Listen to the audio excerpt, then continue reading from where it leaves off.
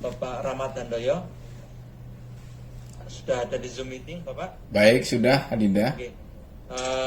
Baik, Bapak, selanjutnya materi akan disampaikan dari Bapak Rahmat Handoyo. Beliau kemudian akan sedikit menyampaikan gitu, karena beliau dari DPR RI, dari Jawa Tengah.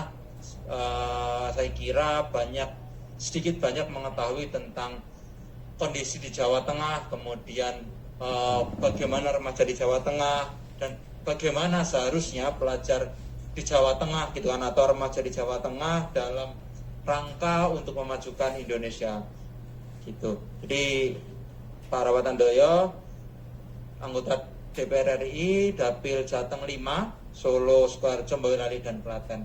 Mungkin itu sedikit Bapak, bisa disampaikan lebih dalam lagi tentang bagaimana tadi remaja atau pelajar dalam membangun Indonesia perspektif Jawa Tengah. Monggo Bapak Rahmat Handoyo, waktu dan layar saya persilahkan. Baik, terima kasih Adinda. Bismillahirrahmanirrahim. Assalamualaikum warahmatullahi wabarakatuh. Salam sehat buat kita semua, teman-teman sekalian, terkhusus yang saya hormati Ibu Deputi Bidang Pengendalian dan Evaluasi Ibu Dr. Rima Anggratina. Selamat siang Ibu, matur suwun.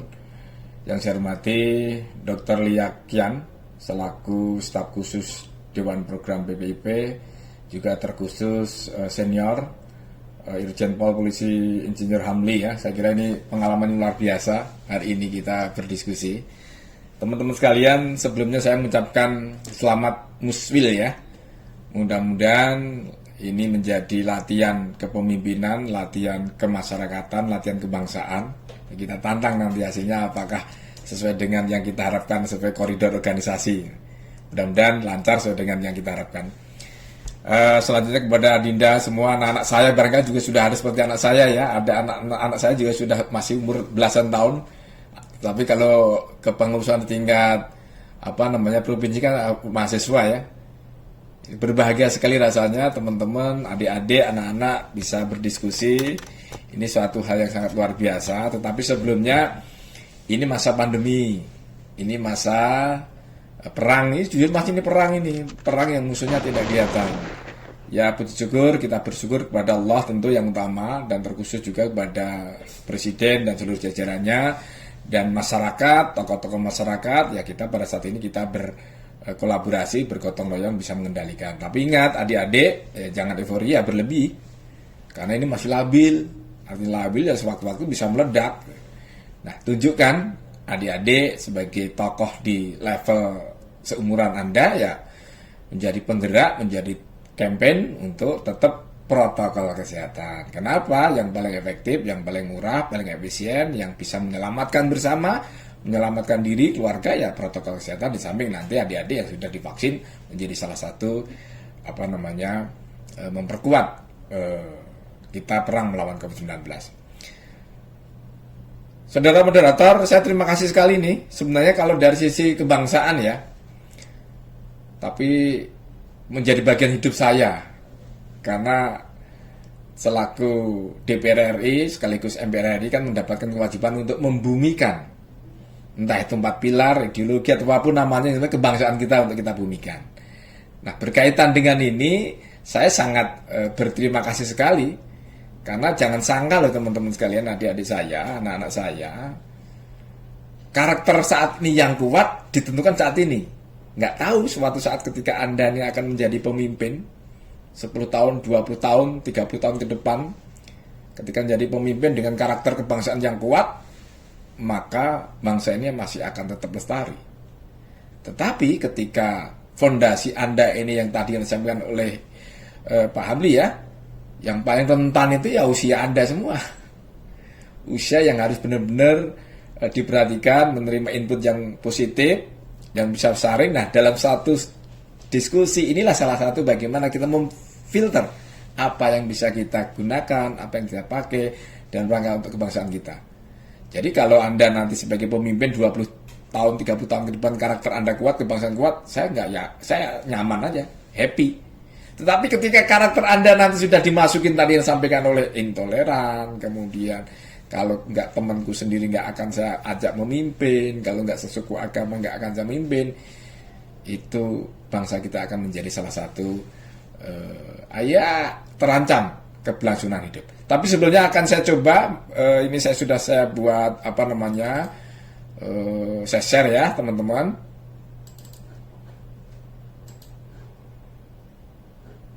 Bisa dilihat? Ya, ini saya tidak akan banyak di sini. Tetapi paling tidak begini, Pancasila kan tadi sudah disampaikan ya, sebagai ideologi negara, sebagai dasar negara kita, pandangan hidup bangsa, pemersatu bangsa.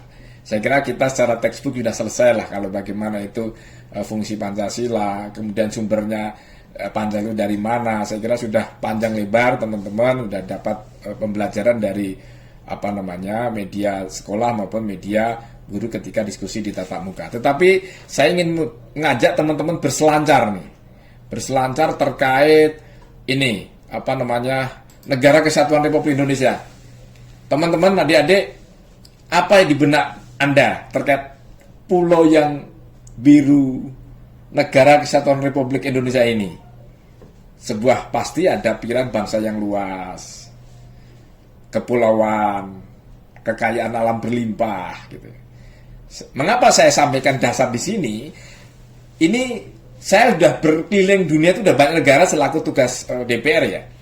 Saya ke Inggris menuju ke Turki itu perjalanan 6 jam.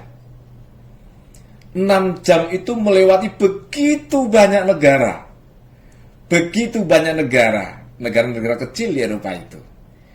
Nah, sama halnya ketika adik-adik saya ajak perjalanan naik dari Aceh menuju Papua, perjalanannya juga sekitar 7 jam, 8 jam. Apa yang Anda bayangkan? Bahwa bangsa kita ini begitu besarnya, ketika di Eropa perjalanan dari Aceh menuju Papua itu melewati begitu banyak negara. Itulah indahnya, itulah luasnya, dan itulah kekayaan bangsa kita itu. Kekayaan alam yang besar, melimpah, kemudian juga sumber daya alam yang luas, kemudian belasan ribu pulau, ribuan bahasa, dan ya ribuan juga suku. Ini suatu kekayaan kita teman-teman sekalian, yang tidak dimiliki oleh bangsa yang lain gitu ya.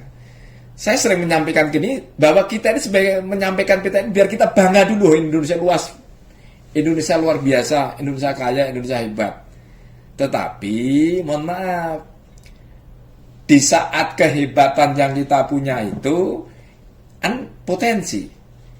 Nah, tergantung bagaimana potensi itu bisa kita manfaatkan sebaik-baiknya untuk bangsa.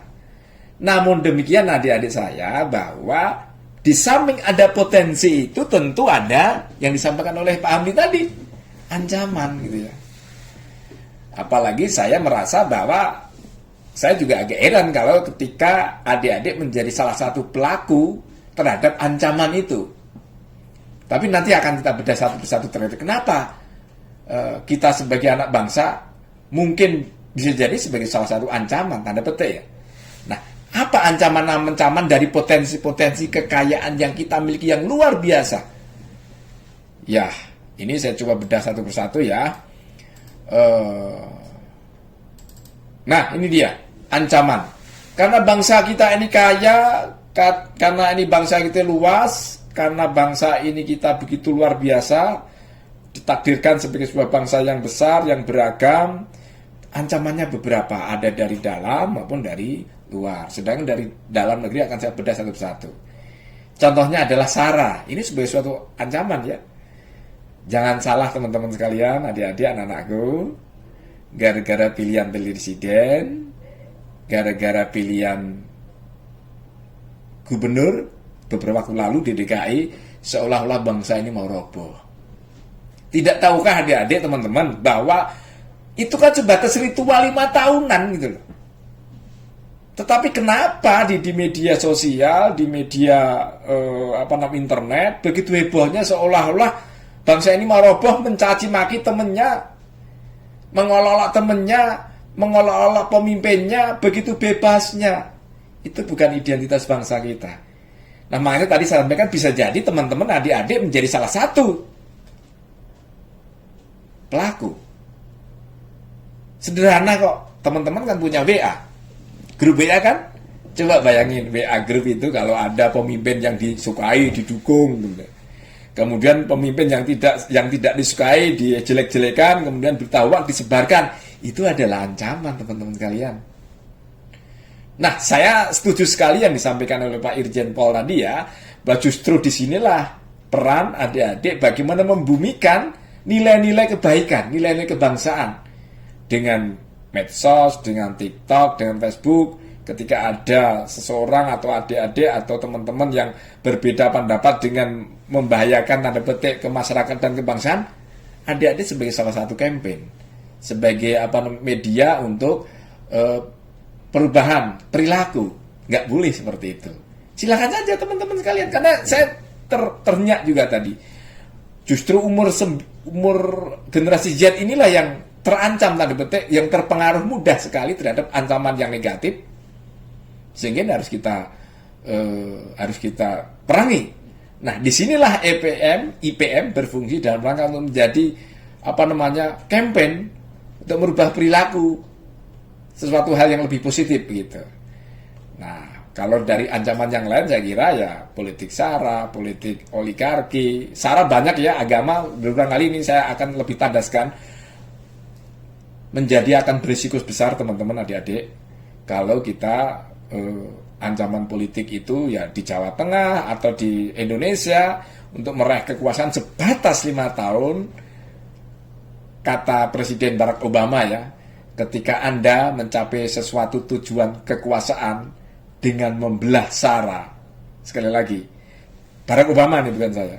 Kalau salah mau dikoreksi. Ketika untuk meraih kekuasaan dengan membelah rakyat dengan sara, maka pulihnya akan lama sekali. Pulihnya akan lama sekali. Menyatunya akan lama sekali. Dan sulit untuk disatukan. Itu kata Barack Obama.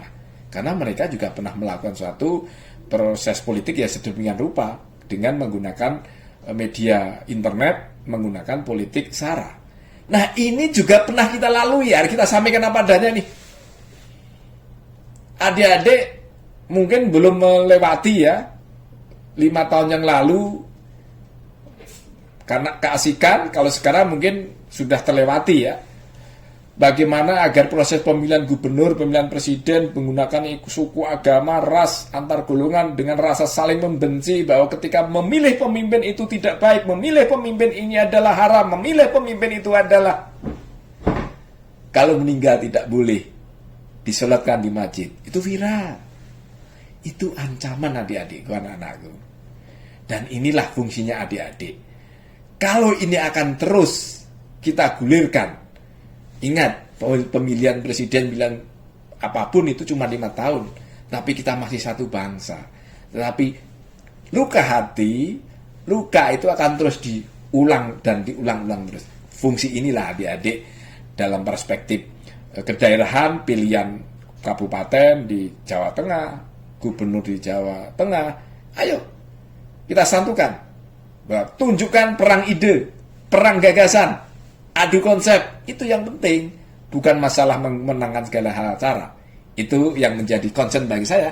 Karena sampai saat ini, mohon maaf, yang disampaikan oleh irisannya tadi, dari yang Pak Hamid tadi adalah banyaknya media-media sosial yang menggunakan politiknya sudah selesai, proses pemilihannya sudah selesai, tetapi menjelek-menjelekkan sara itu masih berlangsung. Inilah tugas adik-adik untuk meluruskan. Menggunakan TikTok, menggunakan WhatsApp, menggunakan Facebook, silakan saja. Tetapi Anda harus menjadi agen pembenar untuk kebangsaan, agen perubahan perilaku untuk keberlanjutan dan kelanggengan bangsa ini terus berdiri.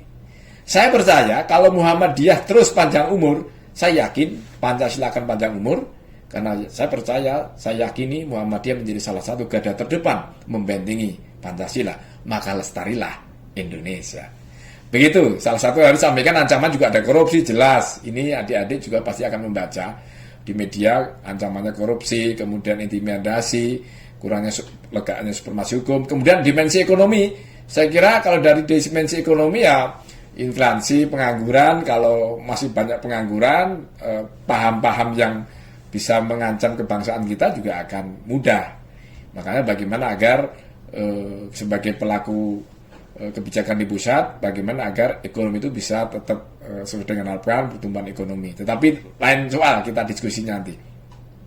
Nah, ancaman di media sosial saya kira ya tadi disampaikan oleh Irjen Pol ya, Pak Andi ya, saya kira terorisme, jangan salah loh teman-teman sekalian, ini hanya bertatap muka 3-4 kali pertemuan, pertamanya 1 jam bisa merubah loh, bisa merubah keyakinan. 3 menit lagi Pak. Jadi baik, terima kasih. Jadi itu ya teman-teman sekalian, jadi ancaman-ancaman itu yang harus kita sampaikan kepada teman-teman biar teman-teman tahu bahwa teman-teman harus menjadi agen terdepan dalam meneruskan kebangsaan kita ini. Nah, ini adalah ancaman dari dimensi teknologi. Nah, sekarang adalah dengan ada ancaman itu bagaimana solusinya? Nah, solusinya adalah bagaimana kita di dalam bermasyarakat, walaupun tadi ada ancaman dari dalam ya, ada juga dari luar, dari politik luar negeri, kemudian pengaruh-pengaruh global terhadap bisa masuk ke kita ya. Nah, sekarang bagaimana untuk mengatasi ancaman terhadap kebangsaan kita ini? Saya kira di bidang ideologi tidak lain adalah bagaimana agar nilai-nilai Pancasila, nilai-nilai kebangsaan kita itu sila 1 sampai 5 itu dibumikan sampai ke masyarakat. Dan siapa yang membumikannya? Teman-teman. Teman-teman adalah pemimpin di tingkat level Anda. Suatu saat nggak tahu kita, itu Tuhan yang Maha tahu. Ketika Anda menjadi pemimpin, entah bupati, entah wali kota, entah itu apapun sampai pusat, kalau Anda dengan tegak lurus membumikan bidang ideologi dan politik sesuai dengan nilai-nilai roh Pancasila, yakinlah Indonesia akan lestari, yakinlah Indonesia kebangsaan kita akan satu. Nah, saya kira kalau dari sisi bagaimana menghambat dari ancaman-ancaman itu, saya kira bagaimana kita membumikan nilai-nilai Pancasila dalam kehidupan sehari-hari. Itu teman-teman sekalian, intinya begini. Saya mengajak bahwa teman-teman sebagai adik-adik ini menjadi generasi yang mudah. Itu sesuai dengan data ya, yang mudah mendapatkan masukan, entah itu positif, negatif. Nah, kebetulan kalau negatif itu yang menjadi soal. Nah, bagaimana kita sebagai generasi muda harus menjadi pemimpin diri sendiri, pemimpin masa depan, ya harus kita dengan tanggung jawab sebagai generasi muda untuk sesuai dengan yang kita hendaki bersama. Itu yang dapat sampaikan. Tapi sebelumnya terima kasih nih, saya kan lahir besar di Boyolali, tapi karena memang suatu hal yang tidak mungkin kedatangan ke Boyolali, kebetulan saya mewakili Jawa Tengah 5 ya, Boyolali, Klaten, Sukoharjo, dan Kota Solo. Saya senang sekali di SMK 4 Muhammadiyah. Suatu saat saya ingin silaturahmi ini untuk wawasan kebangsaan semakin memperkuat kepada siswa kita. Begitu Adinda moderator, waktu dan tempat saya persilakan kembali. Matur suwun. Baik, terima kasih Pak Rahmat Handoyo, SIPMM. Tepuk tangan untuk Pak Rahmat Handoyo. Ditunggu pulang Boyolali Bapak. Siap. Baik, jadi itu tadi yang disampaikan oleh Pak Rahmat Handoyo. Mungkin ini pematerian terakhir. Karena Pak Prof. Abdul Mukti berhalangan karena beberapa hal, mungkin sedikit akan digantikan oleh Ketua Umum Pimpinan Wilayah IPM Jawa Tengah, Mas Muhammad Nurul Huda, SEMIP. Untuk waktu dan tempat saya persilakan.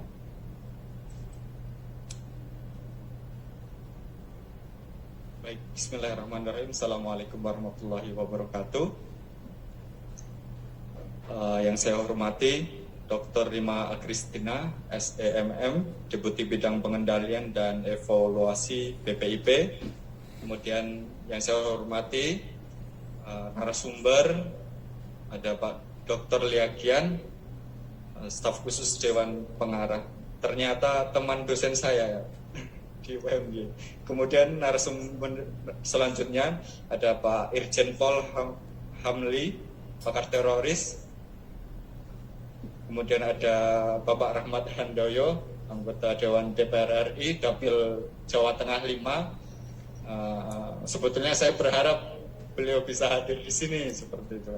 Tapi mudah-mudahan lain kesempatan bisa bertemu. Dan juga yang saya banggakan Hikmawan dan Hikmawati, kader-kader IPM Jawa Tengah yang datang secara tatap muka maupun via Zoom atau via virtual. Saya sedikit saja, Mas Moderator, saya hanya ingin menyampaikan bahwa ketika Muktamar Muhammadiyah di Makassar 47 ya, itu mencetuskan konsep Pancasila sebagai Darul Ahdi wa Sa'adah. Nah, sekarang negara ini sudah final gitu kan. Sekarang tinggal bagaimana mengisi kemerdekaan itu. Mau kita, negara sudah terbentuk dan kita mau seperti apa. Itu yang menjadi poin utamanya. Kalau cita-cita berdirinya Muhammadiyah itu poin terakhirnya adalah menciptakan masyarakat Islam yang sebenar-benarnya, bukan menciptakan negara Islam. Itu kata-kata yang selalu saya dengarkan dari beberapa pimpinan-pimpinan Muhammadiyah pasca Muktamar.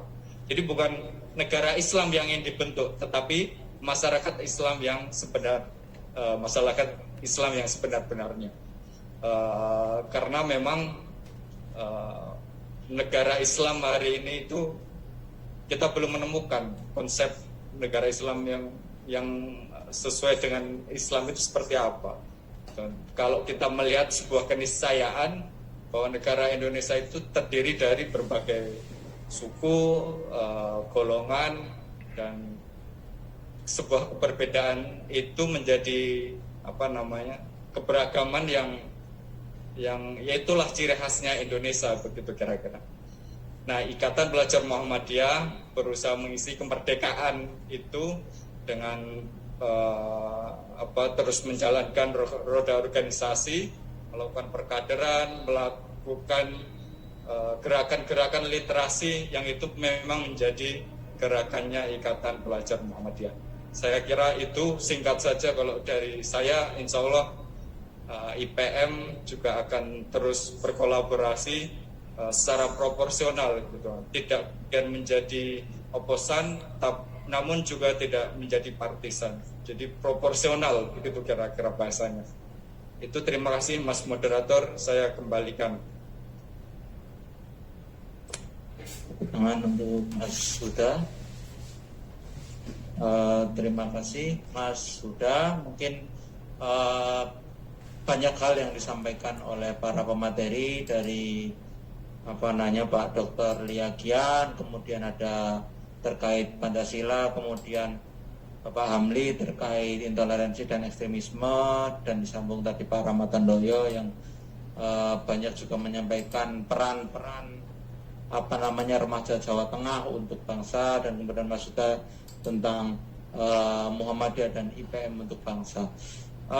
Mungkin selanjutnya kita masuk ke sesi tanya jawab. Kita buka 3 penanya, gitu ya. Kita buka 3 penanya. Kalau yang di room Zoom silahkan raise hand, kemudian nanti akan saya persilakan open mic. Atau kalau yang di sini monggo silahkan 3 pertanyaan.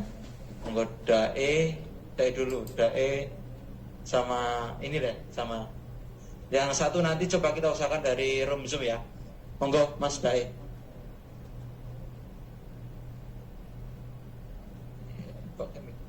Ya, azan dulu ya.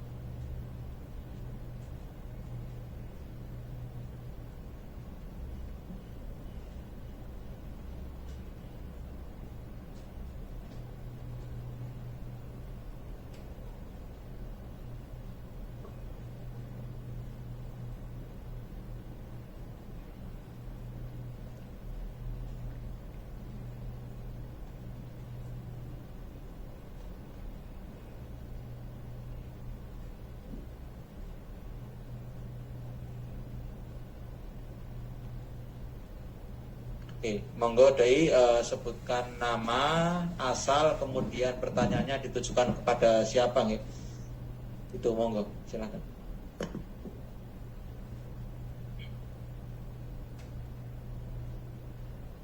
Cek, yes, sip. Boleh buka masker biar lebih jelas. Cek, oke. Bismillah, Assalamualaikum warahmatullahi wabarakatuh.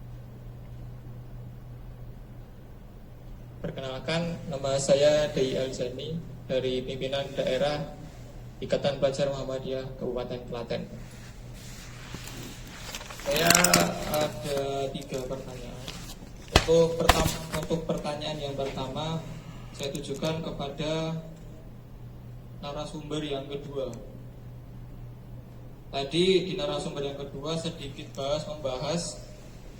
banyak membahas atau menyenggol perihal ekstremisme begitu, liberalisme dan ideologi-ideologi yang lain. Saya izin cek, ini mic-nya kok agak gema gitu. Cek. Baik, saya izin sedikit cek. Soalnya cek, oke, nggak apa-apa. Saya izin sedikit menyampaikan terkait beberapa literatur. Satu literatur yang pernah saya baca yaitu berkaitan dengan diseminasi hasil penelitian terkait literatur yang banyak dibaca oleh generasi milenial. Itu penelitian yang dibuat oleh, kalau nggak salah, UIN Sunan Kalijaga dan juga PPIM UIN Syarif Hidayatullah Jakarta. Kurang lebih mungkin 2019 atau 2020. Di situ digambarkan ada segitiga piramida literatur ideologis yang sering dibaca oleh generasi milenial. Ada jihadis, tahriri, salafi, tarbawi, dan islamis populer. Nah, menyambung dengan yang disampaikan oleh narasumber yang kedua berkaitan dengan ekstremisme dan radikalisme dan yang lain sebagainya. Saya ingin menanyakan, di dalam literatur generasi milenial yang kemudian itu sering dibaca, atau bahkan ideologi-ideologi yang sekarang menjadi dominasi gitu ya, menjadi tantangan dominan untuk ideologi Pancasila, yang ingin saya tanyakan, bagaimana peran Pancasila untuk memikat generasi milenial? Kalau kita sering memberikan pernyataan, memberikan kata imperatif jangan kepada generasi milenial, tak rasa itu tidak disukai oleh generasi milenial. Bahkan ingin dicoba-coba. Kalau kita bilang jangan membaca buku ini, tak rasa generasi milenial bukan malah tidak membaca, tapi semakin kepo dan ingin membaca. Maka itu saya kurang setuju kalau misalkan dalam hal berdakwah terkait ideologi Pancasila sering memakai kata imperatif jangan gitu. Nah, kembali ke pertanyaan, lantas bagaimana peran Pancasila sebelum ke penguatan karakter? Peran Pancasila sebagai ideologi bangsa itu seperti apa? Internalisasinya seperti apa kepada generasi milenial? Kalau internalisasi kepada generasi milenial saja kurang mumpuni, kurang bagus dan kurang masif, lantas bagaimana penguatan karakter bangsa melalui penanaman nilai-nilai Pancasila di kalangan generasi milenial? Orang mereka belum paham, orang mereka belum tahu begitu. Kemudian pertanyaan yang kedua, saya sampaikan, saya tujukan kepada pemateri pertama. Ada materi yang di perkuliahan, ada materi terkait dengan Pancasila sebagai ideologi terbuka. Dengan definisinya Pancasila itu dinamis, kemudian Pancasila itu menyesuaikan zaman. Nah, yang ingin saya ketahui, yang ingin saya tanyakan dan ingin saya perjelas terkait definisi ideologi terbuka itu seperti apa? Apakah ideologi terbuka ini memiliki substansi yang berbeda atau malah memiliki narasi yang cenderung bisa dimasuki oleh ideologi yang lain? Kemudian pertanyaan ketiga saya ajukan kepada Mas Huda. Tadi sempat disinggung di moderator di materi 1 terkait dengan Darul Ahdi wa Syahadah. Nah, sejauh mana dan bagaimana peran IPM ke depannya dalam mengupayakan pemahaman Darul Ahdi wa Syahadah untuk kader-kader IPM? Karena tidak bisa kita pungkiri Darul Ahdi wa Syahadah ini sangat sedikit yang tahu, bahkan di kader kita sendiri masih sedikit. Ya cukup itu, sekian, terima kasih. Wassalamualaikum warahmatullahi wabarakatuh. Oke, terima kasih Hipmawan Dai, tepuk tangan.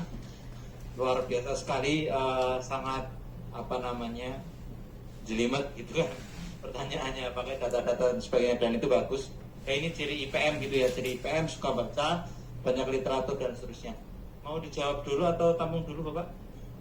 Tampung dulu ya. Oke, satu lagi Mas, monggo.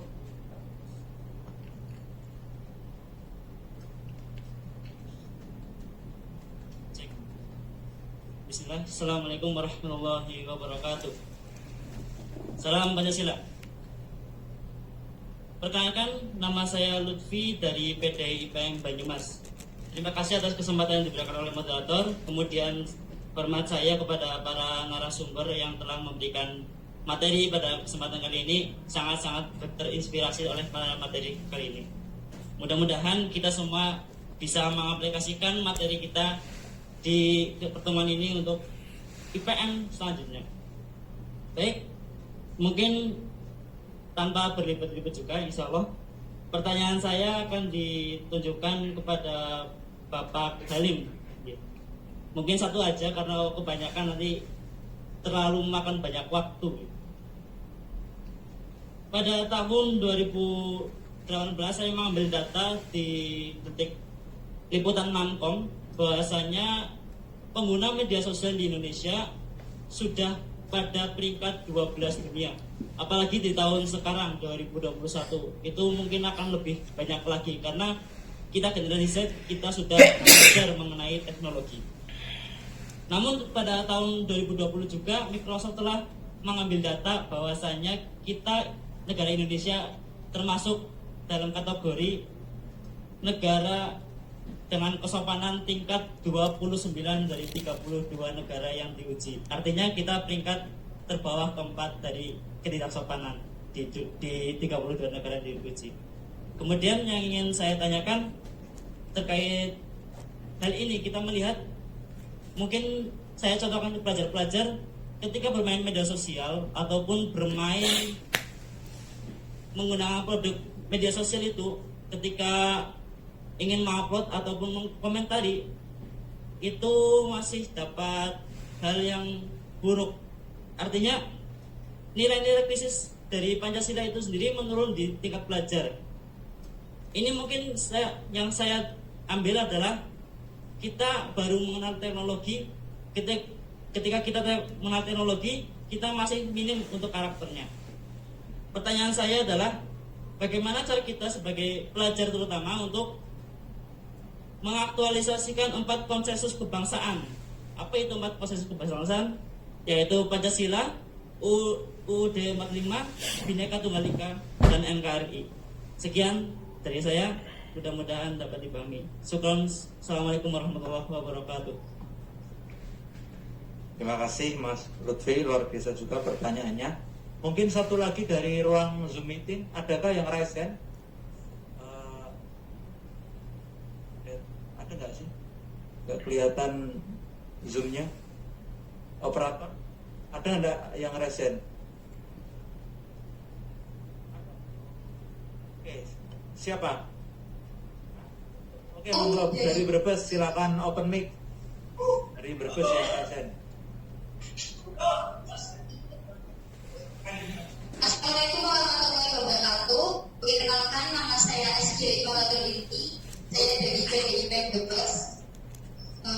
Pertanyaannya, bahwasanya kita itu dari sejak SD hingga kita perkuliahan, bahkan ketika mau masuk seleksi ASN itu kan ada yang namanya TBK, tes wawasan kebangsaan. Dan dari SD itu kita sudah diberikan yang namanya nilai-nilai Pancasila.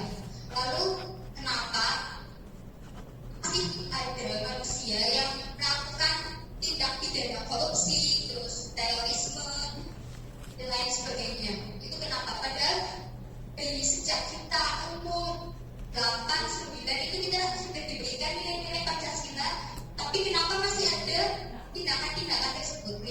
kasih. Wassalamualaikum warahmatullahi wabarakatuh. Ini tadi Mbak siapa? Saya kurang mendengar. Brebes Mbak siapa? Oke Mbak Brebes gitu aja ya. Saya kurang. Ini ditujukan ke siapa Mbak atau ke seluruh pemateri? Oke, ke seluruh pemateri ya, baik. Ke Pak Rahmat. Pak Rahmat Handoyo ya. Ke Pak Rahmat, oke. Baik, tadi ada beberapa pertanyaan. Mungkin dari pertama dari DAE, mungkin saya ulangi juga Pak. Ya untuk Pak Hamdi terkait ekstremisme, banyak hal yang disampaikan dari tadi ada piramid yang ada namanya jihad, kemudian takfir dan Islam populer, sampai kemudian ada yang namanya bagaimana DAE bertanya tentang bagaimana peran Pancasila dalam memikat generasi milenial, gitu kan.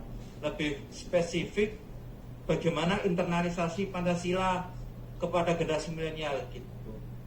Itu Bapak Hamli. Monggo Bapak untuk dijawab terlebih dahulu. Oke, baik.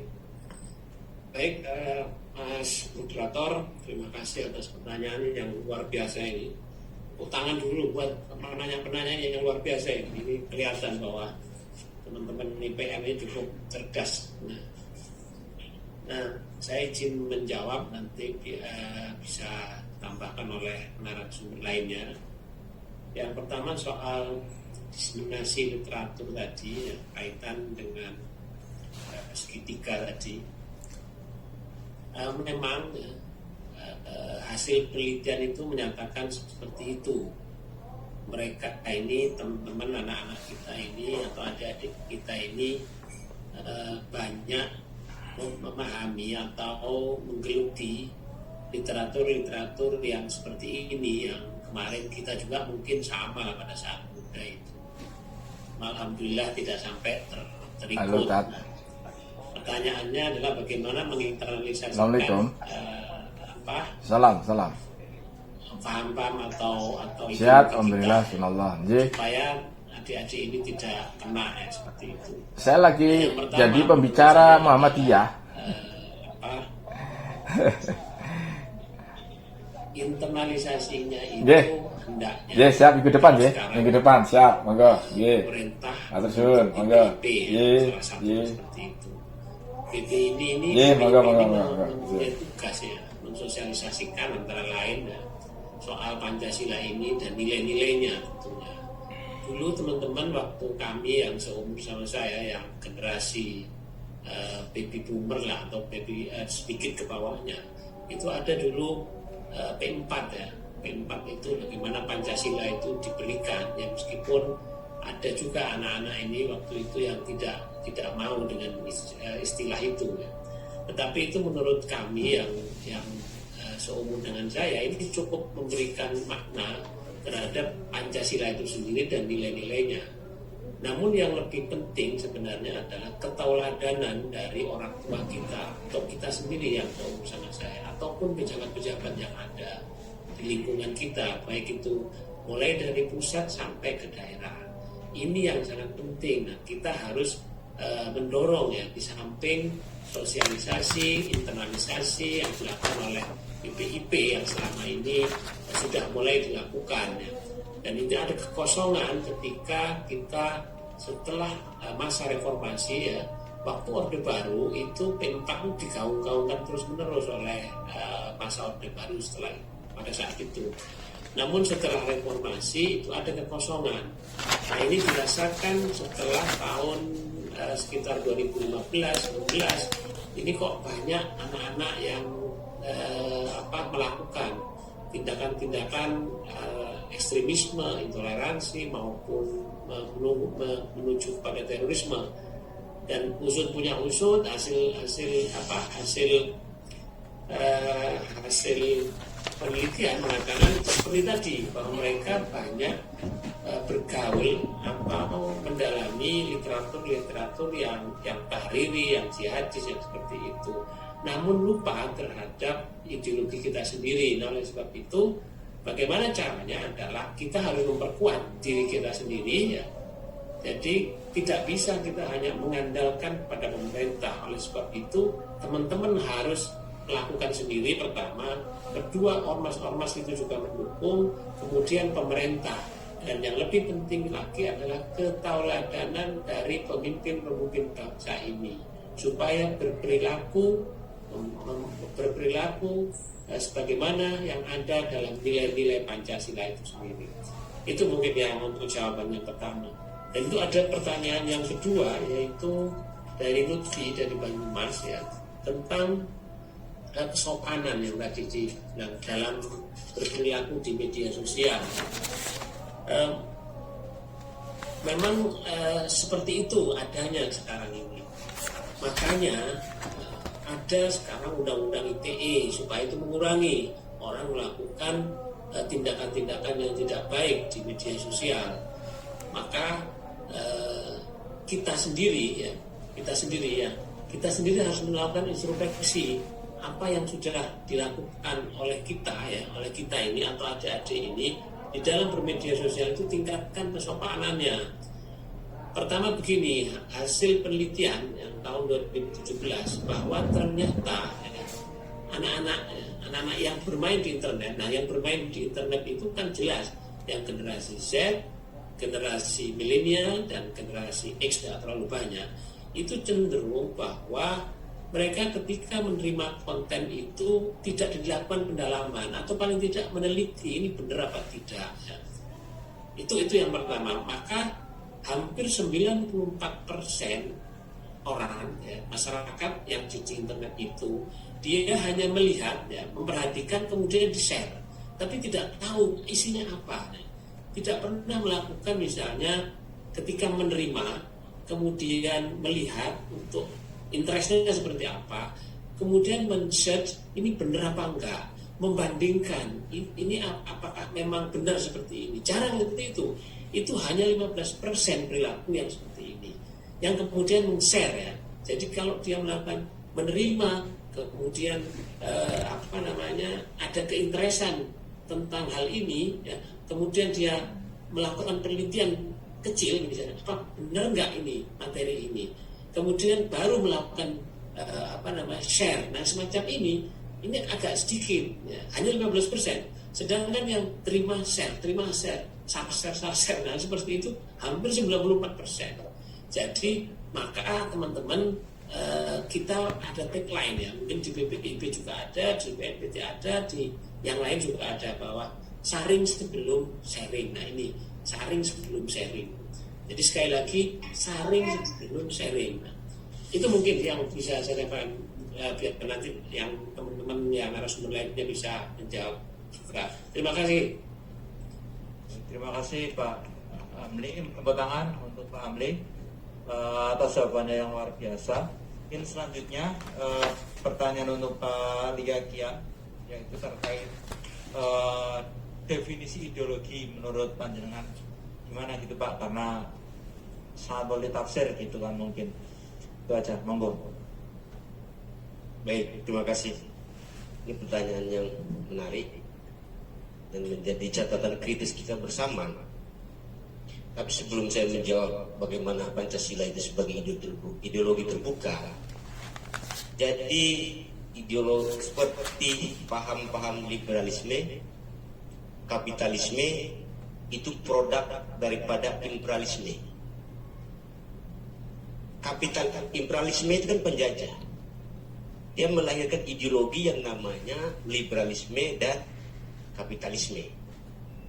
Nah, maka the founding father kita melihat begitu luar biasanya ideologi imperialisme ini masuk ke jantung-jantung seluruh negara ini, maka ada ramuan yang cukup strategis oleh para pendiri bangsa ya, dengan berbagai elemen kala itu pada sidang BUPK, maka lahirlah Pancasila. Pancasila artinya apa? Pancasila ini dilahirkan menentang ideologi lain, yaitu ideologi yang dilahirkan oleh imperialisme penjajah kala itu, yaitu yang namanya liberalisme dan kapitalisme. Liberalisme adalah kebebasan dan tanpa batas. Tetapi dalam konteks Pancasila, kebebasan ada batas. Ada norma, ada nilai. Itulah Pancasila. Kemudian dalam konteks kapitalisme, Pancasila tidak mengenal yang namanya kapitalisme. Pancasila mengenal yang namanya gotong royong. Nah, itu secara historis. Kenapa the founding father kita, Soekarno, Muhammad Hatta, Ki Bagus Hadikusumo, ya, dan seterusnya, ya, Kasman Singadimedjo, itu bersepakat menyuarakan bahwasanya ideologi kita ini ideologi Pancasila. Karena kala itu satu nasib, satu penanggungan, kita bersama-sama menyerang yang namanya imperialisme, penjajah. Bukan Indonesia kala itu, bukan Indonesia saja, tapi Asia Timur Raya digerogoti oleh yang namanya imperialisme. Maka lahirlah Pancasila. Nah, terus berkembang dalam proses itu, Pancasila sampailah hari ini kita nikmati. Pancasila gerogotan-gerogotan dari ideologi-ideologi lain, Pancasila tetap sakti. Termasuk hari ini, begitu dahsyatnya infiltrasi ideologi lain seperti transnasional, globalisasi, itu kan ideologi baru. Transnasional, kemudian Arab Spring, transnasional, kemudian produk-produk ya dalam tanda petik imperialisme, yang kapitalisme ini tentang masuk kepada dunia-dunia teknologi dan seterusnya. Nah, itulah yang harus kita waspadai. Nah, apa yang dimaksud dengan Pancasila sebagai ideologi terbuka? Ideologi terbuka itu tanpa merubah fundamental dalam konteks ideologi itu. Dari lima sila itu sudah final. Tetapi dalam konteks terbuka itu dalam konteks penyesuaian nilai-nilai, menjantawantakan nilai-nilai terjemahan daripada 5 sila Pancasila itu. Menerjemahkan apa itu Pancasila sebagai dasar negara, menerjemahkan Pancasila itu sebagai ideologi, pemersatu, kemudian pandangan hidup dan sebagai falsafah.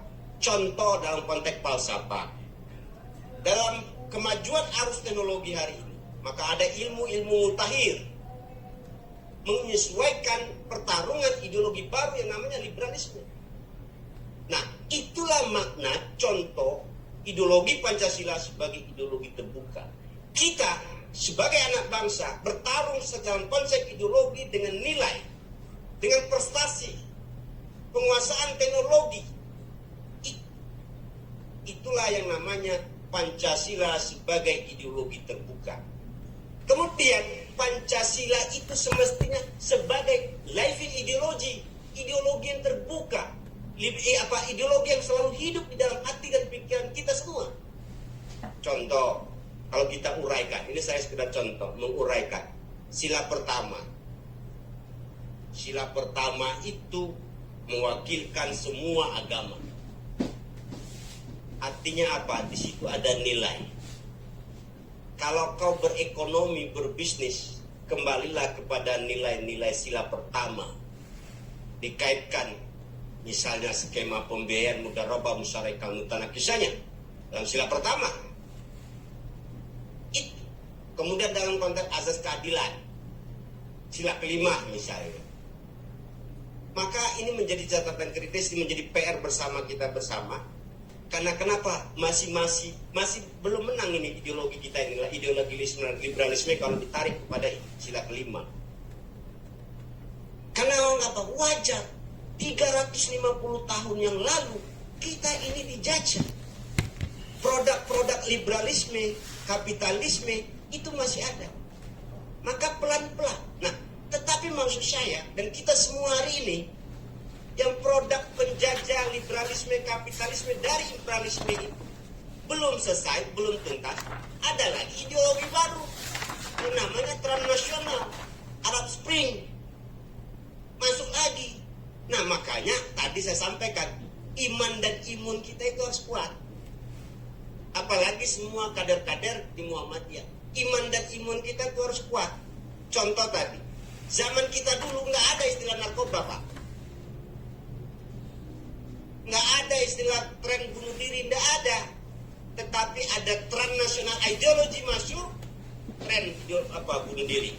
Kayak kemarin tadi disampaikan oleh Bapak dari BNPT di kantor kepolisian, itu ada seorang perempuan. Saya nggak tahu itu ada doktrin mana yang masuk, dia langsung mengebomkan dirinya di kantor polisi. Kenapa? Kalau bicara itu, kalau kita kaji bersama, itu pengaruh peran nasional Arab Spring. Jadi belum tuntas kita mengalahkan yang namanya produk imperialisme, kapitalisme dan liberalisme, ditambah lagi transnasional. Maka, tetapi pada pertanyaan, seberapa kuat Pancasila? Sampai hari ini Pancasila kuat. Tepuk tangan buat Pancasila. Karena kenapa? Sejarah sudah menuntut bukti. Kalau Marx kita itu, sejarah telah menuntut bukti. Ya kan, Marx Muhammadiyah juga gitu kan? Sama dengan Pancasila. Sejarah telah menuntut bukti. Dari mana? Dari Budi Utomo. Persatuan. Lahir negara ini kan? Lahirlah negara ini dengan proklamasinya. Terus setelah lahir proklamasi ada dasar negara Pancasila. Ada DITI, ada PKI, ada dana internal, Pak, internal. Digrogoti Pancasila secara internal, pemberontakan. Tetapi Pancasila masih tetap kuat. Karena kita di situ ada anak IPM di situ yang membela, yang terdepan. Tepuk tangan dulu anak IPM. Yang terdepan, Pak. Tapi kalau nggak ada anak IPM sebagai itu, wah, pusing juga Republik ini. Maka tepuk tangan lagi buat anak IPM. Seluruh Indonesia, yang virtual maupun offline. Jadi begitu. Sejarah menuntut bukti.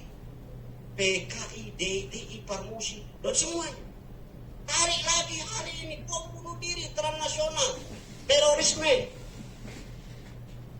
Hati-hati deh, hati-hati. Maka saya sepakat, kalau masih ada adik-adik IPM yang berpikiran konservatif, ayo berpikir ulang. Karena kader-kader Muhammadiyah tidak berpikir itu. Muhammadiyah melahirkan kader-kader Islam berkemajuan.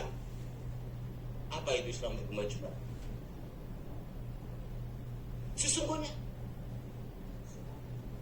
artinya apa? Dia tegak lurus Pancasila. Apa Muhammadiyah? Dia tidak ke kiri dan tidak kanan, dia moderat. Paham? Maka kalau masih ada kader-kader konservatif kita, roh the founding father yang dari Muhammadiyah kayak Soekarno Muhammadiyah, kemudian Ki Bagus Hadikussumo, pusing dia. Berarti kita dalam tanda petik tidak menghormati leluhur kita, berkumpul berkhidmat bersama sebagai ikonnya Muhammadiyah kala itu di dalam sidang BUPK, berkumpul berkhidmat, siap merelakan piagam Jakarta, diksi 7 kata itu diganti. Kita masih begitu, oh jangan. Apalagi dalam proses perkembangannya ada konsep Darul Adi Wasada. Jadi begitu deh teman-teman semua, ideologi terbuka. Nah kemudian tadi ada disinggungannya sedikit, saya butuh waktu sedikit ini menjelaskan karena ini sangat penting dan urgent. Internalisasi BPIP, Pancasila dari dalam konteks itu ya, BPIP. Memang BPIP sebagai lembaga baru tentu butuh elaborasi bersama ya. Kita baru berusia 3 tahunan lah ya. 3 tahun, maka butuh tangan-tangan gaib dalam tanda petik ini, mungkin ada IPM yang membantu negara ini gitu loh ya. Karena titik sentralnya juga kita butuh masyarakat semua. Nah, contohnya apa? Tentu ayo kita berlomba-lomba berpastabikul khairat. Ya, berstabikul khairat. Apa sih narasi-narasi positif yang bisa Anda bangun, berelaborasi, bekerja sama dengan pemerintah. Bukan hanya BPIP saja. Oh misalnya Anda bikin kanal-kanal dokumenter tentang sejarah tentang bagaimana kontribusi IPM, kontribusi IMM, kontribusi pemuda-pemuda, kontribusi Muhammadiyah terhadap negara ini, kan begitu. Banyak hal, ya. Atau misalnya Anda bikin sebuah kanal TikTok yang sifatnya narasi kontennya itu tidak lain berbicara keteladanan, figur-figur teladan masuk dalam konten Anda. Itu kira-kira yang sudah kita, artinya proses gotong royong, proses kerjasama yang bisa kita elaborasikan bersama-sama. Nah, oleh sebab itu tadi saya terakhir, kenapa Republik ini masih banyak korupsi? Nah, ini pertanyaan menarik. Korupsi itu banyak hal, baik materi maupun non materi. Nah, pejabat negara maupun non pejabat negara, paham ya? Nah, kenapa harus ada internalisasi Pancasila? Internalisasi nilai, sila pertama, yang namanya korupsi itu menentang sila pertama. Yang namanya korupsi itu menentang sila kedua, tidak uang rakyat dimakan, berarti uang rakyat masyarakat itu dihabisin, gitu kan? Kemudian yang ketiga, persatuan Indonesia. Kenapa?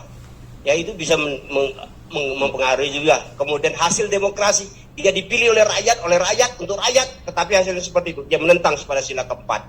Kemudian di sila kelima, dia juga menentang daripada sila kelima itu. Nah, oleh sebab itu, kalian sebagai generasi Z, jangan contoh yang jelek itu. Kalau pesan orang tua saya dulu ke saya gini, kalau kamu mau jadi preman, bertemanlah dengan preman. Kalau kamu mau jadi ustadz, bertemanlah menjadi seorang ustadz. Kalau kamu menjadi seorang negarawan, bertemanlah sebagai seorang negarawan. Maksudnya apa? Anda bergaul dalam kehidupan Anda, itu harus pandai-pandai. Harus pintar-pintar. Smart-smart. Gitu loh. Nah, dalam konteks berbangsa dan bernegara, korupsi itu masih ada. Yes. Bisa dikurangi, insya Allah. Ya kan? Tapi masih ada, insya Allah masih ada juga. Karena tabiat manusianya. Makanya tadi saya bilang, jaga iman dek. Oh, hari ini tegak lurus, Pancasila. Tidak mau korupsi. Pada saat bekerja ada gangguan jiwa. Godaan setan yang terkutuk. Awalnya kesini. Nganan korupsi penjara. Awalnya santri nih Pak. Awalnya dia apa? Kuat agamanya ya. Dididik pada masa Anda ini, generasi Z selama ini kuat agamanya. Allahu Akbar. Kuat Pak.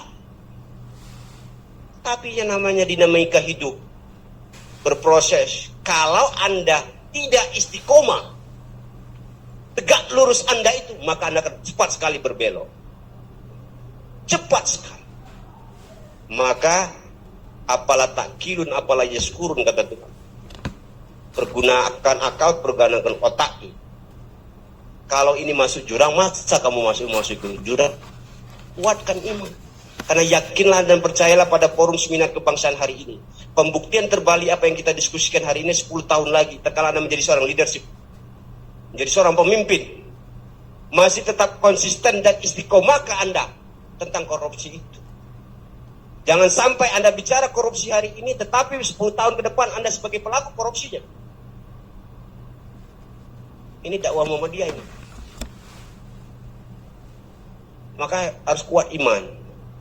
Hari ini tegak lurus iman. Besok goyang-goyang dikit lihat TikTok. Itu tidak boleh, itu pacaran tidak boleh. Saya bilang mana saya, memang pacaran tidak boleh, dari mana dalilnya? Yang namanya pacaran itu konsepnya kan ta'aruf dulu. Ya, tapi kalau melangkah lebih jauh dari pacaran ya tidak boleh gitu loh. Itu udah masuk tuh di doktrin anak-anak. Pengaruh, iya tadi saya sepakat kata Pak Jenderal tadi. Pengaruh infiltrasi itu bahaya deh. Maka penting kami lembaga pemerintah hari ini menginternalisasi Anda. Bukan hanya internalisasi tetapi institusionalisasi. Muhammadiyah sebagai lembaga, NU sebagai Muhammadiyah, kelompok-kelompok agama lain juga kami berelaborasi. Jadi saling sinergi. Jadi jawaban tadi kenapa harus korupsi? Ya. Sama dengan zaman Rasulullah. Masihkah yang jahil masih ada? Masih. Karena itulah Muhammad diutus. Karena masih ada yang jahil. Jahiliyah. Muhammad itu diutus bukan Pak Muhammad Rozi. Pak Muhammad Rozi itu kan mengutus juga tentang internalisasi Pancasila. Tetapi kalau Nabi Muhammad diutus untuk memurnikan akhlak, memurnikan pengetahuan, Iqra bismi rabbika. Itu. Nah, kalau yang konteks itu adik-adik dah paham lah, sudah hatam. Saya tidak terlalu jauh mendalam. Tapi saya mengingatkan hukum kita sebagai manusia. Maka ada prinsip konsistensi, prinsip istiqomah di dalam kehidupan berbangsa dan bernegara. Banyak kader-kader kita yang gagal dalam tanda petik. Karena tidak istiqomah. Banyak orang-orang yang di luar sana juga gagal dalam tanda petik karena tidak istiqomah. Karena memang berat deh, menjaga iman itu memang berat. Istiqomah itu berat. Pak, kalau ada bengkok, ya mohon maaf ya, bukan saya nyuruh Anda bengkok. Kalau Anda bengkok, jangan ke bengkok betul, susah meluruskannya. Kalau tol aja masih ada lubangnya gitu lah. Terus lagi. Itu. Karena pacaran mungkin ya, bengkok dikit. Lurus langsung cepat lurus, jangan kau terus ke sini. Hancur hidupmu. Secara pribadi aja, belum nanti konteks berbangsa dan bernegara. Maka jangan sampai ada stigma, janganlah menjadi sampah masyarakat atau sampah daripada negara ini. Nah, itulah bagian daripada internasionalis nilai yang kita berikan kepada generasi milenial. Karena tidak cukup dengan seleramu saja deh. Selera milenial saja, seleramu. Kami harus menyesuaikan selera kalian, ya. Tapi kalian juga harus mengeluarkan selera kami. Artinya kami menginternalisasi kalian terus. Karena apa? Masamu itulah dalam masa yang labil. Sama dengan saya ngajar di beberapa perguruan tinggi. Itu transisi ke SMA ke kuliah itu berat itu loh. Saya mengajar mereka itu. Membuat mereka perilaku tegak lurus itu. Karena masa SMA kan masih banyak bolos gitu kan. Nah, tapi kalau sudah kuliah kan mandiri. Berpikir jernih, beda dengan SMA. Nah, sama lah dengan kalian. Hari ini selesai studi ya, selesai kuliah. Harus konsisten apapun kondisi dan halangannya. Itu ya, adik-adik semua yang di virtual maupun di offline, pesan-pesan. Ya, pesan saya sebagai orang yang di lembaga di pemerintah maupun senior-senior kalian di perserikatan. Ya. Demikian apa yang saya bisa sampaikan. Nasrun minallah wa fatun qorib. Bismillahirrahmanirrahim. Assalamualaikum warahmatullahi wabarakatuh. Luar biasa dari Dr. Liakian gitu ya. Banyak hal yang disampaikan. Kalau saya menyimpulkan pusing tadi.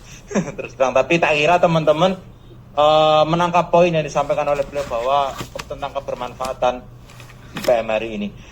Pertanyaan selanjutnya dari Mas Dai juga masih ke Mas Huda ya. Nanti Mas Rahmat terakhir nggih. Mas Huda terkait darurat diwasda dan ya. Bagaimana IPM memandang hal ini dan sejauh mana IPM memahami hal ini? Itu Mas, monggo Mas.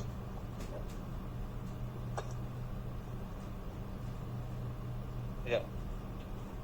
Terima kasih. Darul Ahdi Wassahadah, bahwa Pancasila ini merupakan hasil konsensus atau kesepakatan dari berbagai elemen lintas generasi, golongan tua, golongan muda, lintas etnis maupun lintas suku, yang kemudian itu terjadi sebuah kesepakatan bersama oleh orang-orang terdahulu, seperti itu kira-kira. Untuk apa? Untuk menjadi satu negara Pancasila. Apa tujuan negara itu? Menciptakan sebuah kedamaian maupun juga kesejahteraan. Nah, konsep negara itu bagi pandangan Muhammadiyah sudah selesai. Negara ini yang negara Pancasila gitu kan. Dan Muhammadiyah lebih fokus untuk mengisi kemerdekaan itu, mengisi hari-hari sekarang dan ke depan. Dan itu relevan juga dengan menjadi cita-cita visi dari Muhammadiyah, yaitu Islam berkemajuan, Indonesia yang berkemajuan. Tetapi saya meyakini bahwa Muhammadiyah akan kemudian kembali mengangkat isu-isu yang berkaitan dengan negara Pancasila ketika mendapatkan satu momentumnya. Kalau sekarang mungkin belum momentumnya sekarang adalah COVID, maupun momentumnya sekarang adalah membangun amal usaha Muhammadiyah di bidang pendidikan, kesehatan. Nah, tetapi ketika nanti ada hal-hal yang sifatnya merongrong negara, saya kira Muhammadiyah akan tampil berdiri paling depan untuk kemudian mempertahankan negara Pancasila. Saya kira itu, Mas Moderator, saya kembalikan. Terima kasih dari saya. Assalamualaikum warahmatullahi wabarakatuh. Matur suwun Mas Huda. Terakhir untuk Mas Rahmat Handoyo, terkait budaya korupsi ya, mungkin dengan bisa menambahkan terkait kita dari SD, SMP, SMA bahkan kuliah dan sampai tes ASN itu udah ada TWK gitu ya, tes wawasan kebangsaan. Tapi kenapa kemudian orang-orang misalkan yang dalam tanda kutip dalam institusi negara sampai tega melakukan korupsi gitu kan, yang tentu saja merugikan negara. Jangan-jangan itu tentang internalisasi ini hanya sebagai hal yang hanya dalam pikiran tapi tidak di benak kayak gitu. Tanggapan dari Mas Rahmat Handoyo, monggo. Waktu dan layar saya persilahkan. Baik,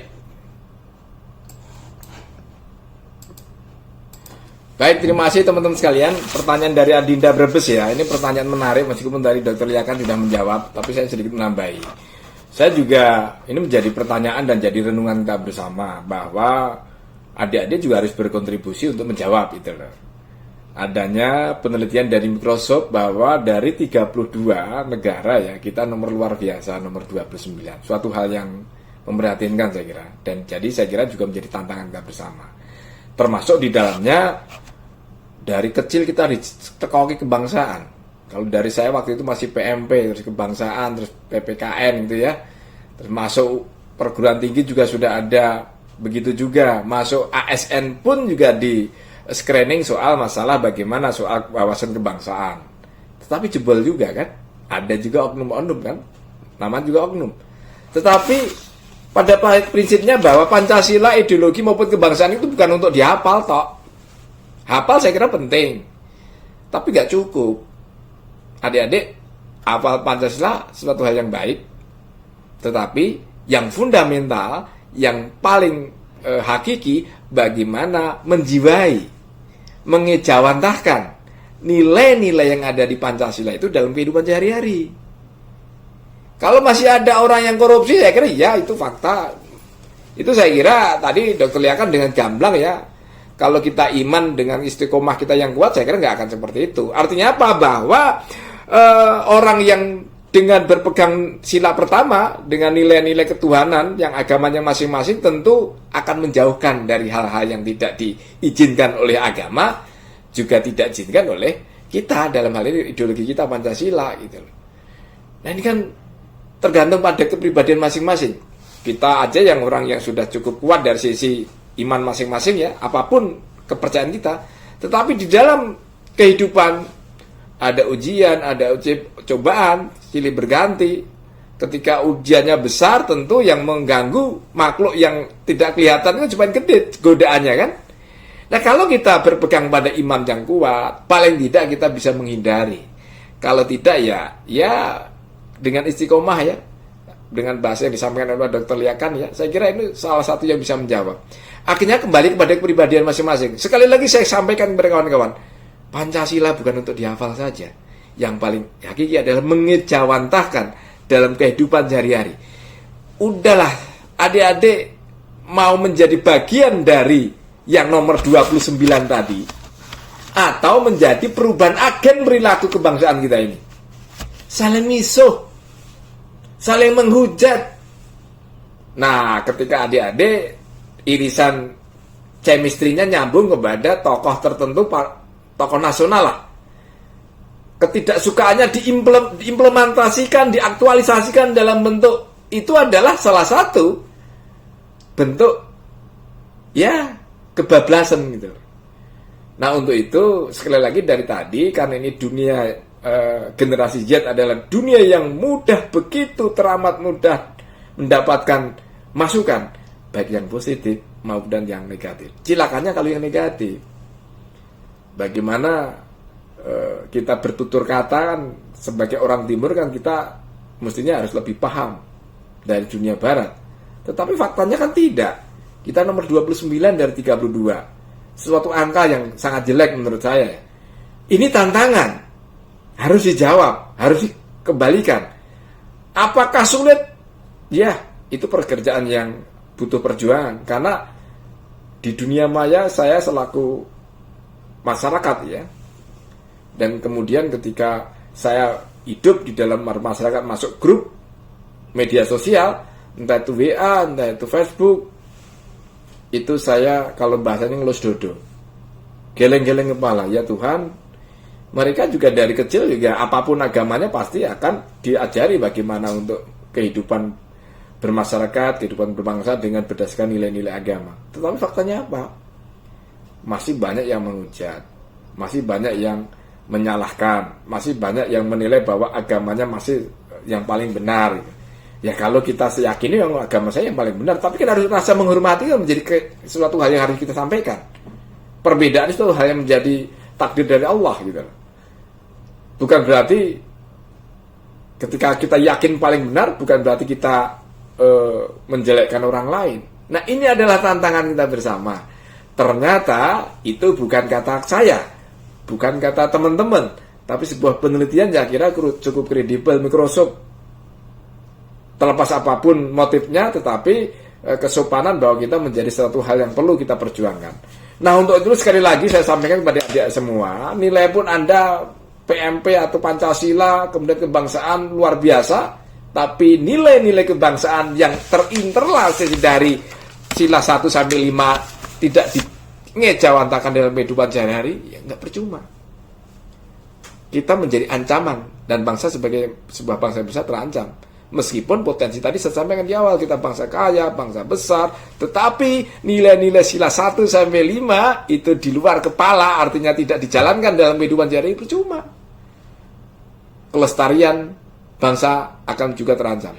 Tetapi sebagai kader muda, sebagai generasi Z, kalau meyakinin bahwa Pancasila itu lestari, maka bangsa ini akan lestari. Dan saya percaya Muhammadiyah menjadi garda terdepan melestarikan Pancasila, yang tadi disampaikan oleh ideologi yang disampaikan oleh komitmen dari muktamar yang beberapa waktu lalu gitu ya.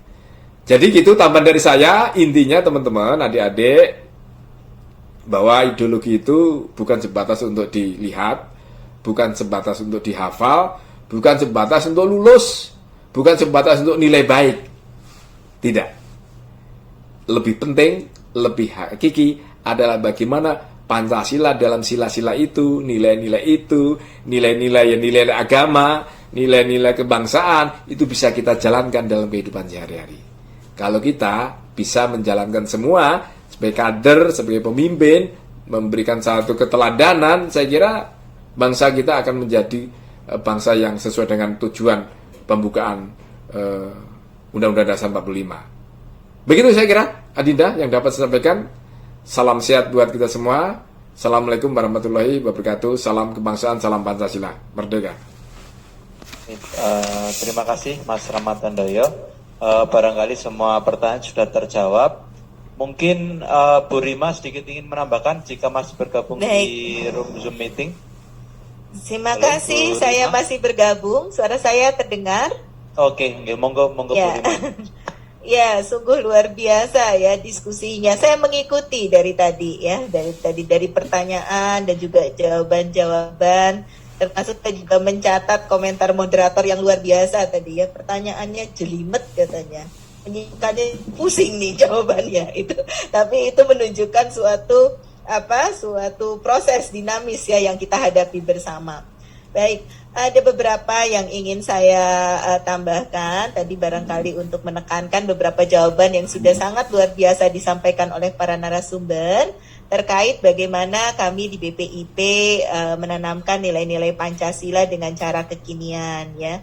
Ada beberapa terobosan yang bisa dilakukan barangkali dengan berbasis keindonesiaan.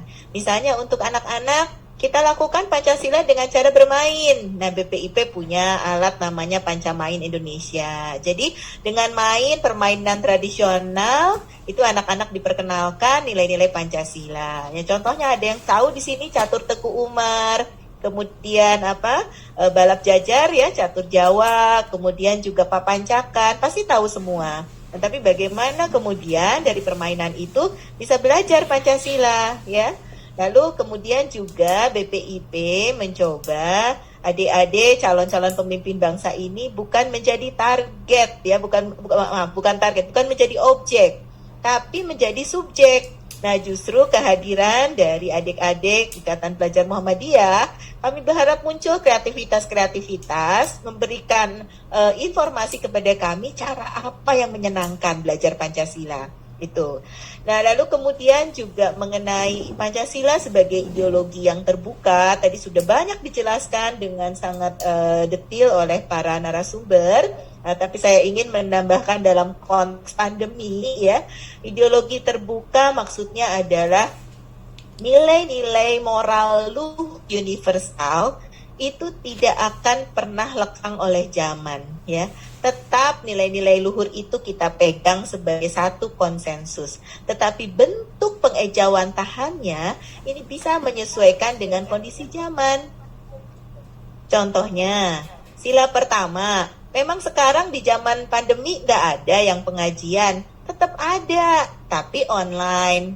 Memang nggak ada yang menikah semasa pandemi, tetap ada, tapi resepsinya online itu ya. Kemudian juga bagaimana menyesuaikan ini terhadap seperti buka banyak pelaksanaan belajar virtual, senam virtual, rapat online ya, kemudian bergotong royong aplikasi-aplikasi informasi. Maaf, koneksinya agak stabil, saya ulangi, kan bisnis pun menyesuaikan yang tadi jakan sendiri, ya sekarang kolaborasi, ya sekarang dilakukan online, restoran tetap buka tetapi delivery, ya. Nah bahkan Indonesia pun menemukan cara bagaimana kita bisa mengatasi pandemi dengan cara Indonesia. Kalau di luar negeri namanya lockdown, nggak bisa apa-apa. Di Indonesia pakai cara yang Pancasila apa? PPKM level 4, level 3, level 2, level 1, tidak disamaratakan. Itu adalah bentuk kita melaksanakan Pancasila sebagai suatu ideologi yang terbuka, nilai-nilainya dipertahankan, tetapi kemudian pelaksanaannya mengikuti kondisi dinamis masyarakat. Nah, lalu juga yang kedua tadi terkait dengan kesopanan sudah dijelaskan dengan contoh ya, terkait dengan hujatan di medsos barangkali. Nah, di sini bukan pemahaman digital literasi, pemahaman perlindungan data pribadi. Nah, ini juga ada yang menarik kalau bicara survei yang lagi dilakukan orang luar. Karena pemahaman kesopanan kadang-kadang berbeda ya dalam konteks tertentu. Misalnya, bagi orang barat itu tidak sopan kalau kita menanya sudah menikah belum, sudah punya anak berapa, tinggalnya di mana. Itu tidak sopan ya. Tapi di Indonesia itu tidak ditanya aja, diceritain loh. Itu punya anak di sini, alamatnya di sini gitu. Nah itu semua berbeda. Jadi konteks budaya ini barangkali juga dilihat bagaimana mereka cara mengambil survei kesopanan itu. Jangan-jangan ada pertanyaan-pertanyaan terkait kesopanan yang memang berbeda konteks budayanya ya. Nah lalu juga yang ketiga tadi terkait dengan setelah ada Pancasila kok masih ada juga yang korupsi. Sama, ada dokter banyak juga tetap saja ada yang sakit itu ya. Nah adanya semakin aktif ibadah juga tetap saja ada yang melakukan tindakan tidak sesuai ajaran agama. Nah tadi sudah disampaikan istiqomah, saya pakai bahasa Indonesianya. Apa kunci itu semua? Pengendalian diri. Dari dulu sampai sekarang, inti Pancasila adalah pengendalian diri. Ya, pengendalian diri. Kalau tadi kita memegang prinsipnya darul ahdi wa syahadah, maka pengendalian diri karena sudah menjadi satu konsensus yang final. Nah, yang terakhir, izinkan saya menyampaikan pesan untuk adik-adik yang sangat luar biasa. Ya. Pertama, bersyukurlah kita berada di negeri yang diberikan begitu banyak berkah. Adik-adik sekarang bisa duduk di sana dengan sinar matahari tadi ya, yang hangat. Sementara di negara lain kan juga susah karena mungkin sudah masuk musim dingin itu ya. Jadi bersyukurlah, dan syukur ini diwujudkan bukan hanya dengan berdoa mengucap syukur, tapi dengan kerja nyata, kerja bermanfaat bisa membantu banyak orang. Lalu yang kedua, kuasailah teknologi, peradaban, kemajuan zaman, tapi terapkan dengan penuh kearifan orang Indonesia sesuai kebutuhan. Contohnya, jangan ngikutin masyarakat kita kebanyakan. Beli HP tercanggih dipakainya cuman untuk SMS-an, itu ya. Beli komputer dengan program yang tercanggih, nggak bisa programnya. Ini, jadi di situ letak kuasai teknologi, tapi terapkan sesuai budaya dan kearifan masyarakat kita sesuai kebutuhan. Di situ letak Pancasila. Lalu binekaan Indonesia yang ketiga adalah satu keniscayaan. Sehingga saya sangat berpesan kepada adik-adik IPM dan saya yakin bisa menjaga itu. Jadilah pelopor-pelopor terdepan menjaga kebinekaan Indonesia. Karena Indonesia sudah niscaya kebinekaan itu. Namun bagaimana itu bisa dirajut tetap menjadi satu Indonesia, satu NKRI, tetap merah putih yang berkibar di seluruh Indonesia, dan itu dengan Pancasila. Yang keempat, tadi pengendalian diri menjadi sangat penting, ya, dan pengendalian diri itu bagaimana kemudian dilaksanakan dalam wujud penuh tanggung jawab, kerja keras, dan yang terakhir, hadirlah melayani. Melayani dari sejak dini, belajar menjadi calon-calon pewaris Indonesia masa depan. Dengan melayani adik-adik semua, yakinlah pasti akan menjadi pemimpin-pemimpin Indonesia masa depan yang tangguh dan amanah.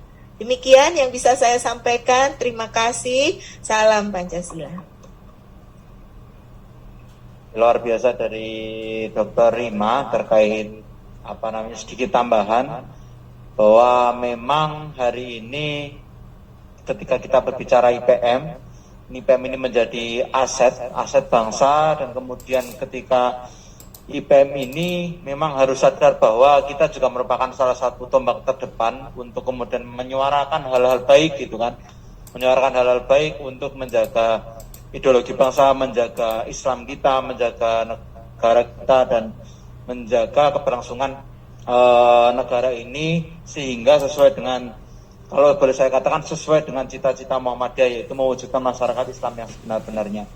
Mungkin kita cukupkan untuk sore hari ini, karena setelah ini kita mulai sidang pleno gitu ya teman-teman, nanti jam 4. Sekian, kurang lebihnya mohon maaf dari saya selaku moderator, bila mana ada salah kata, kurang sana sini, sekali lagi kurang lebihnya mohon maaf.